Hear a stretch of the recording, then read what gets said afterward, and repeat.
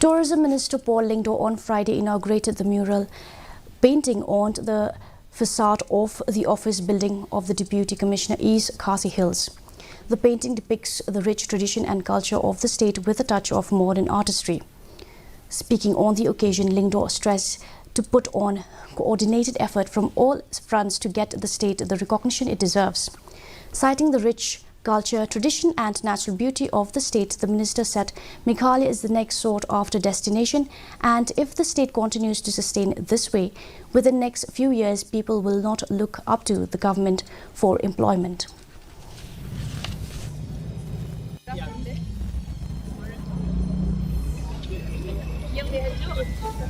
What you have done today is encourage visitors, tourists visiting the state of Meghalaya, to not only be mesmerized by our natural beauty, but also to step into something called immersive tourism, and to try to go deeper, to immerse into the culture, immerse into the arts, the myths, the legends, the history, the cultural background of a people.